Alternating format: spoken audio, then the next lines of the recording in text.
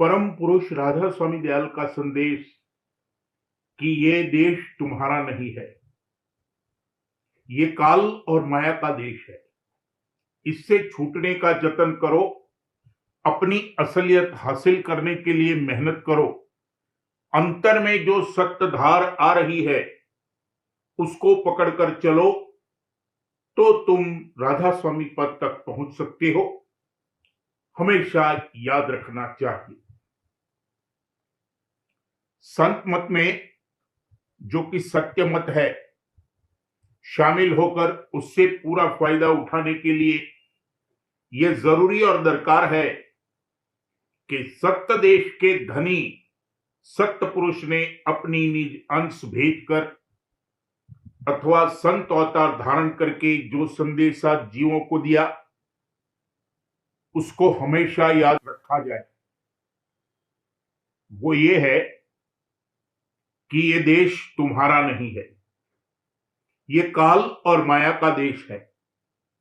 संत मत और सत्य मत वही है जिसमें सत्य देश का भेद और पता और वहां पहुंचने की कार्रवाई बताई जावे। इस समय में जीता जागता संत मत केवल राधा स्वामी मत है। काल ने अलग रचना करने के लिए सत्य पुरुष से इजाजत मांगी और उसको इजाजत मिली और साथ में उसको सूरत का बीज भी दिया गया कि वो रचना कर सके। ये काल के साथ में कोई ऐसी रियायत नहीं की गई कि जिसमें सूरत का हर्ज और नुकसान हो। इसमें दोनों का फायदा है। काल में इतनी चैतन्यता नहीं है और न वो इस कदर समूह बना सकता है कि सत्य देश में रहकर वहां का सुख, रस और आनंद ले सके। इसलिए वो वहां नहीं रह सकता। अगर रखा जाए तो उसको बड़ी बेचैनी और घबराहट होगी, बेहोश हो जाएगा और बेहोशी से चैतन्य को कुदरती नफरत है। बेहोशी में रहना वो नहीं चाहता। जिस जगह उतरकर होश में आ सके और चेष्टा कर सके उस जगह जाना वो पसंद करता है और खुद ब खुद वो उस जगह उतर कर चला जाएगा। यहां भी देखने में आता है कि कोई इंसान या जानदार बेहोशी में रहना नहीं चाहता। जब बेहोशी तारी होने लगती है तब वो उसको रोकने की कोशिश करता है और यही चाहता है कि बेहोशी ना आवे और फिर होश में आऊं। इसीलिए इस देश में मरना और जीना रखा गया है। मृत्यु के पहले बेहोशी आने लगती है और तब उसका यही उपाय है कि मरे और फिर जिंदा हो और होश में आवे। अगर कोई शख्स ऐसी जगह चला जाए कि जहां उसको सुख व रस न मिले तो वो जगह उसको नहीं सुहाएगी। वो वहां से भागना चाहेगा। उसी तरह काल को सत्य देश नहीं सुहाया और वो वहां से निकला। उसने कहा कि तुम्हारा मुझे देश भाता नहीं, मुझे यहां का रहना सुहाता नहीं। चुनांचे काल अपनी पूरी शक्ति और चैतन्यता लेकर आया और माया भी आई। काल में बड़ी शक्ति है, बड़ा शक्तिवान पुरुष है, मगर 3 लोक की रचना करने में उसकी कुल शक्ति ज़हूर में आ गई और उसकी एक अलग व्यक्ति यानी यूनिट बन गई। अब उसमें कोई गुप्त शक्ति या चैतन्यता नहीं है जो जगाई जा सके और सत्य देश में उसका समूह बन सके। जो कुछ ताकत लेकर वो सत्य देश से आया था वो सब खिल गई और खुल गई। लिहाजा काल अब सत्य देश में लौट कर नहीं जा सकता। जिस तरह की फुरना प्रथम काल को उठी थी कि मैं सत्य देश में तो कोई रस ले नहीं सकता, नीचे जाऊं और अलग रचना करूं और रस लूं, उसी तरह की फुरना, तरंग और चाह उठाने वाला मन काल पैदा कर सकता है और उस फुरना, तरंग और चाह को पूरा करने का औजार यानी काया, माया रच सकती है। काल ने मन पैदा किया और माया ने काया रची, मगर वो जीव यानी सूरत जो कि जान है नहीं रच सकते और नहीं पैदा कर सकते, और जब तक जान ना आवे यहां कोई कार्रवाई नहीं हो सकती। काल यानी मन और माया अलग है और जान यानी सूरत अलग है। ये दोनों अमेल चीजें हैं। उन सूरतों को जिन पर काल और माया का दबाव था, सत्य देश से नीचे आना पड़ा कि उस दबाव को, जो कि गिलाफ रूप था, हटाकर और झाड़कर फिर सत्य देश में लौट आवे।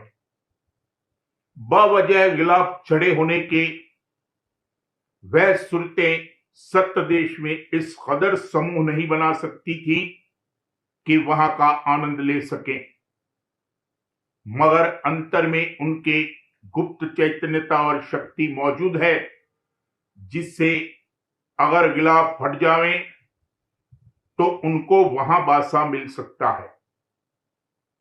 उस अंतर्मुख चैतन्य का वही जौहर और जात है जो सत्य पुरुष का है। इसलिए इस देश में कार्रवाई करके जब वो गिलाफ और इल्लत दूर हो जावे तब सूरत लौट सकती है।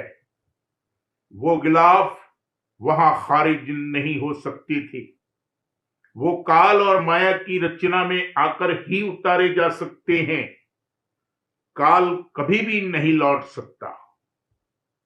ये सब उस संदेश ही का वर्णन किया जा रहा है कि तुम सूरत हो, सत्य पुरुष की अंश हो, तुमको यहां नहीं रहना है।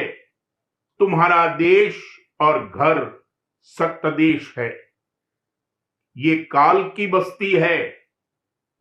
अब तक तो तुम यहां नहीं और जो किया सो किया, मगर अब तुम चेत लाओ और अपने घर और देश में चलने का बंदोबस्त करो। मगर इसको सुनेगा कौन? ये संदेश वो जीव हित और चित से सुनेंगे जिनका लौटने का वक्त अनकरीब आ गया है और सिर्फ शेष कर्म बाकी रह गए हैं।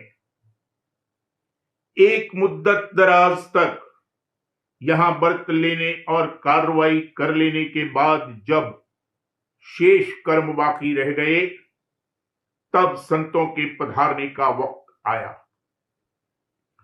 इससे पहले उनका आना बेफायदा होता। संतों के आने से पेशतर जितने मत और मजहब इस देश में जारी हुए, वो सत्य मत यानी सच्चे खुदा और मालिक के चलाए हुए नहीं हैं, और उन मजहबों की कार्रवाई से सत्य देश में लौटकर जाना नहीं हो सकता। वो मजहब नीचे के धनी और मालिकों ने अपनी बस्ती को कायम और आबाद रखने के वास्ते जारी किए थे। काल यानी ब्रह्म ने अपनी कलाएं और शक्तियां इस देश में भेजी।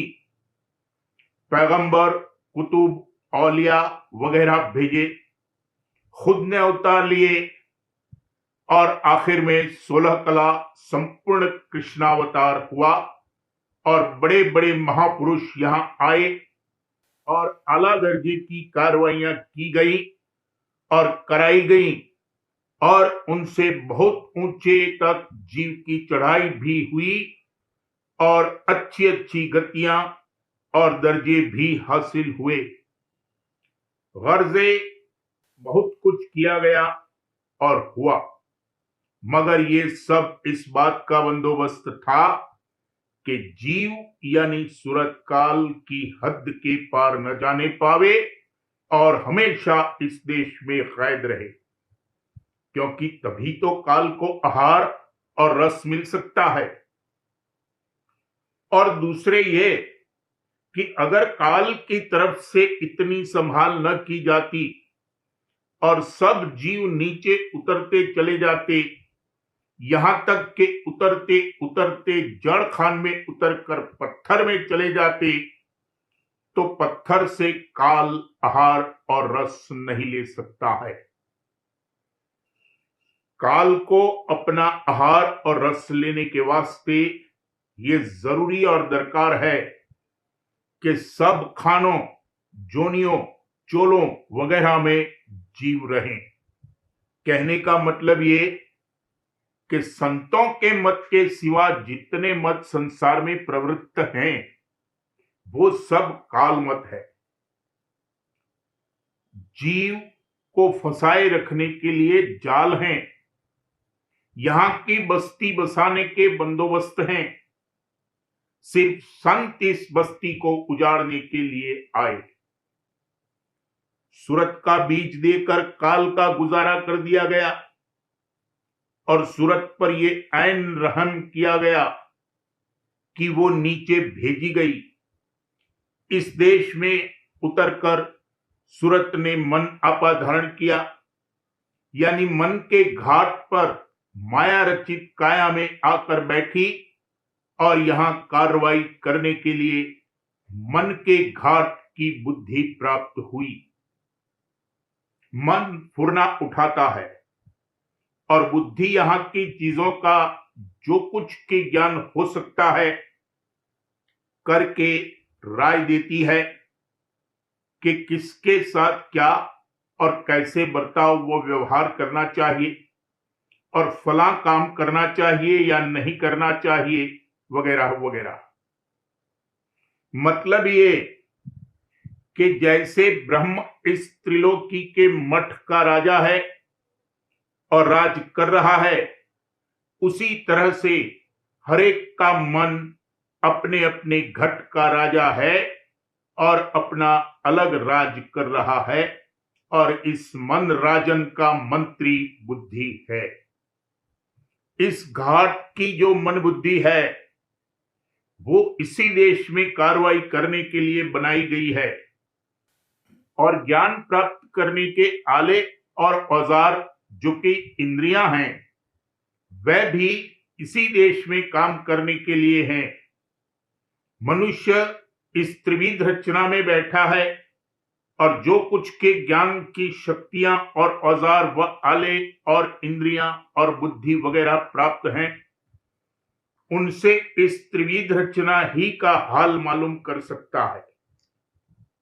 चाहे जिस कदर साइंस के द्वारा नई इजादें और मालूमात वगैरह की जावे, इस सूरज मंडल के परे का हाल इस मन बुद्धि द्वारा कदापि नहीं जाना जा सकता। इस सूरज के ऊपर एक चंद्रमा है, उसकी साइंसदानों को मालूम ही नहीं है। वो इस सूरज से कई गुना ज्यादा नूरानी है। उसका जिक्र जोगियों और अंतर्मुख अभ्यास करने वालों ने किया है। जैसे मोहम्मद साहब कमर को शक करके यानी चांद के टुकड़े करके गए और उनको ज्योत के दर्शन जैसे फानुस में से रोशनी आती है उस तरह से हुए। चंद्रमा के नीचे सूरज है और सूरज के नीचे पृथ्वी है और दीगर ग्रह वगैरह है।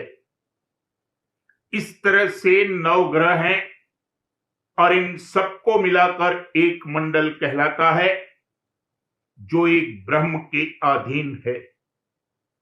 ऐसे ऐसे अनंत मंडल और त्रिलोकियां हैं और अनंत ब्रह्म हैं।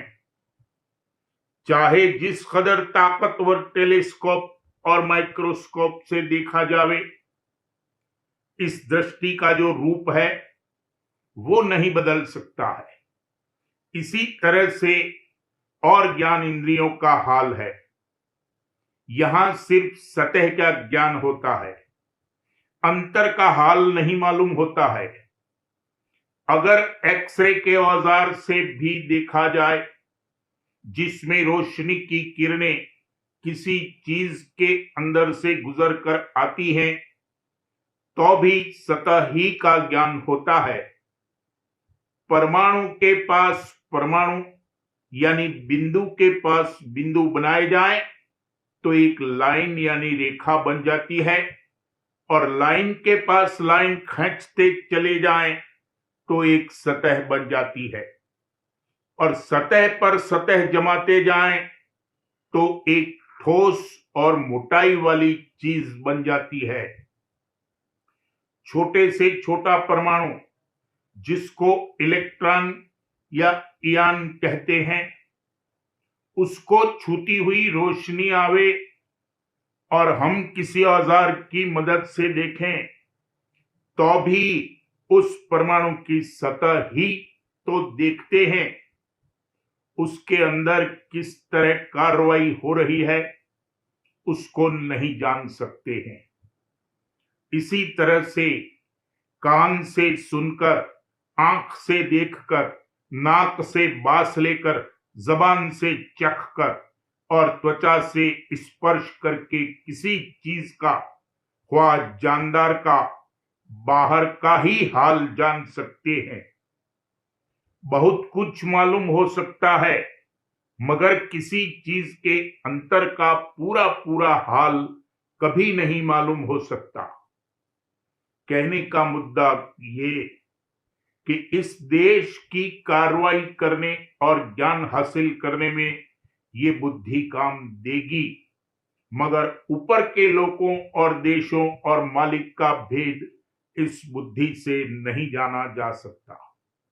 ये अंधेर है और अंधविश्वास है कि जहां इंसान को गति नहीं है, वहां का हाल यहां बैठा बैठा अनुमान किया करे और खुदा की खुदाई पर भी फैसला लिख दे।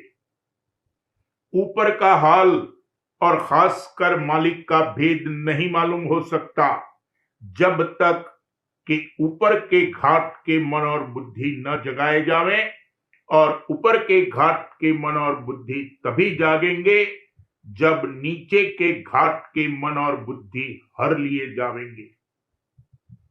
इसी तरह से अगर सच्चे मालिक के देश में, ख्वाह इससे ऊपर के देश में जाना है, तो इस देश को छोड़ना पड़ेगा। बगैर इस देश को छोड़े हुए सत्य सुख का सत्य देश कदापि नहीं प्राप्त हो सकता। और ये ख्याल करना और कोशिश करना नहायत नादानी और गलती है कि हम इसी देश को इस काबिल बना लेंगे कि यहां सत्य बरतने लगे और सर्वत्र सुख शांति, अमन, चैन और आराम राज करने लगे। इतने के लिए तो इंसान की कोशिश काम देगी कि लड़ाई झगड़ा, जुल्म, ज्यादती वगैरह इस कदर न बढ़ जावे कि यहां जीवन ही मुश्किल हो जावे। मगर ये उम्मीद करना कि यहां से असत्य और बुराई को बिल्कुल निकाल देंगे, गलती है। ये देश तो सत्य, असत्य और भलाई बुराई की मिलौनी का है।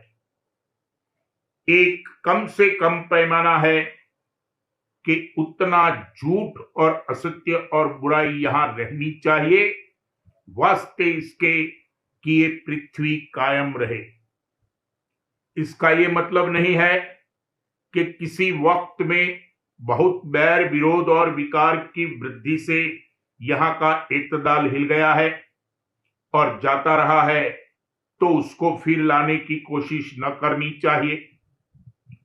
उसके करने की जरूरत है, मगर उसकी हैसियत क्या है उसको समझ लेना चाहिए। जैसे ये दुनिया एक दिन जरूर नाश होगी, हमेशा नहीं रहेगी, और एक छोटे से छोटा परमाणु भी पल पल में बदल रहा है, उसी तरह से दुनिया में जो कुछ सुधार किया जाएगा वो भी हमेशा नहीं रह सकता। एक तरफ सुलह की कॉन्फ्रेंस हो रही है तो दूसरी ओर उसी वक्त में लड़ाई की तैयारी हो रही है। इस तरह की हालत दुनिया में रहेगी अगर असत्य और बुराई यहां से बिल्कुल निकल जाए तो ये पृथ्वी कायम नहीं रहेगी, ऊपर के लोक में सिमट जाएगी जहां यहां से विशेष सत्यता है। यही तो प्रलय कहलाता है। अगर यहां झूठ और असत्य न होता तो ढकने की क्या जरूरत होती। हर एक चीज पर्दों के अंदर है। जहां केवल सत्य ही सत्य है वहां प्रलय या अभाव या विनाश नहीं है। वो सत्य देश है। वहां कलह कलेश दुख संताप जरा मरी कुछ नहीं है। इसलिए इस देश को सुधारने का फिक्र छोड़ो और अपना सुधार यानी अपनी सूरत के सुधार का फिक्र करो और इसके लिए जतन व मेहनत करो। अपने में जो असत्य की मिलौनी है उसको निकालते चलो तो एक दिन असत्य बिल्कुल निकल जाएगा और सत्य सूरत बरामद होकर उस देश को प्राप्त होगी जहां सुख शांति अमन चैन राज कर रहे हैं। जब कहा जाता है कि इस देश को और इस देश के सर्वसामान सबको छोड़ना पड़ेगा और छोड़ो तो जीव घबराता है कि हैं ये चीज मैंने प्राप्त की थी, इसको छोड़ दूं। वो चीज मैंने बटोर कर रखी थी, उसको जाने दूं। जो पौध मैंने लगाई थी उसको काट दूं। मालिक कहता है कि घबराओ मत, कुछ छोड़ने की जरूरत नहीं है। इनमें बरतो, मगर इनमें जो तुम्हारी आसक्ति बंधन और मोह है उसको निकाल दो और छोड़ दो। जो कुछ सामान दुनिया में प्राप्त है उसको मालिक की दात समझकर उसका उपयोग करो। अभी तुम पर दुनिया सवार है, अब तुम दुनिया पर सवार होकर यहां रहो तो तुम्हारा हर्ज नहीं होगा और जो हम कहते हैं उसको चित्त देकर प्यार से सुनो और वैसा करो। जो हम कहें उसको अंधविश्वास की तौर पर मत मान लो, बल्कि इस घाट पर जो बुद्धि तुमको प्राप्त है उससे निर्णय और विचार करके देख लो कि आया जो हम कहते हैं वो ठीक है। अभी सिवाय इस बुद्धि के और कोई चीज तो तुम्हारे पास है नहीं, इसी का इस्तेमाल करना पड़ेगा, मगर उस तरह से करो जैसे कि हम बतलावें तो बुद्धि का भी सदुपयोग होगा। वरना ये मन के घाट की बुद्धि मलिन बुद्धि है, बिगाड़ करने वाली है। अब हम ये कहते हैं कि ये देश जरामरी का है, यहां कोई चीज स्थिर नहीं है। अपनी आंखों से देख लो कि ऐसा है या नहीं। हर शय को यहां बुढ़ापा आता है और फिर वो मर जाती है, यानी उसका अभाव और विनाश हो जाता है। चाहे जिस कदर धन दौलत विद्या हुकूमत वगैरह हासिल की हो, जरामरी से कोई नहीं बच सकता। गौर से देखो तो मालूम होगा कि यहां बड़े दुख तकलीफ और मुसीबत की हालत में जीव फंसा है। सुख तो यहां है ही नहीं। जिसको यहां सुख माना है वह तो दुख का बयाना है। क्योंकि यहां कोई चीज स्थिर नहीं है, इसलिए जिस चीज के मिलने में जो सुख मिला है उसके वियोग में उतना ही दुख होगा और वियोग तो होवे हीगा। इसलिए तुम चेतो और होशियार हो और जिस मखमसे में गिरफ्तार हो उससे छूटने का जतन करो। 5 तत्व और 5 दूत, यही मखमसा है। अपनी असलियत को हासिल करने में मेहनत करो। अगर तुमको इस देश से सच्ची उदासीनता, नाउम्मीदी और वैराग पैदा हुआ हो तो अब हम तुमको बतलाते हैं कि अंतर में जो सत्ताधार आ रही है उसको पकड़कर चलो तो तुम अपने अंशी सत्य पुरुष राधा स्वामी तक पहुंच सकते हो। सिवाय इसके कोई उपाय नहीं है। चाहे मानो चाहे न मानो, तुम्हारे भले के वास्ते कहा है। तुम यहां वास्ते तमाशा देखने के भेजे गए थे। तुम बहुत तमाशा देख चुके और कर चुके। अब तुम इस तमाशे को छोड़ो, अपने निज घर की सूध लो, वहां चलने का जतन करो और चलो।